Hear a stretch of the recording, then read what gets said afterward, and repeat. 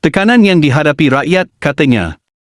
Kenyataan itu bagi menjawab soalan yang dikemukakan oleh Syafiq Abdal mengenai bentuk bantuan yang disediakan kerajaan negeri dalam menghadapi kenaikan kos sara hidup di Sidang dan Sabah ke-17 baru-baru ini.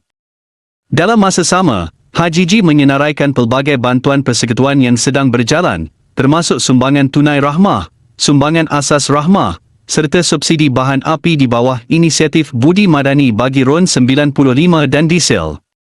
Di peringkat negeri, beliau berkata program sentuhan kasih rakyat menyediakan bantuan tunai bulanan selama setahun kepada 100,000 penerima, dengan jumlah itu dijangka meningkat kepada 140,000 penerima melibatkan peruntukan lebih 339 juta RM. Secara keseluruhan, lebih 800,000 penerima di Sabah mendapat manfaat daripada STR dan SARA, dengan jumlah peruntukan mencecah 1.25 bilion RM. Kerajaan negeri mengekalkan pendirian bahawa langkah sedia ada mencukupi buat masa ini, sambil memberi jaminan akan bertindak sekiranya keadaan ekonomi bertambah mencabar.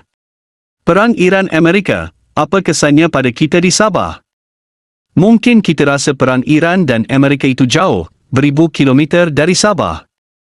Tapi sedarkah kita, bila peluru berpandu terbang di Timur Tengah, kesannya sampai ke dapur rumah kita di Sandakan, Tawau, mahupun Kota Kinabalu?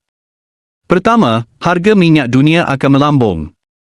Bila minyak naik, kos pengangkutan barang dari pelabuhan ke kedai-kedai runcit di kampung kita juga akan naik. Akibatnya, harga barang dapur, baja untuk pekebun, dan kos sara hidup kita di Sabah akan jadi lebih mahal.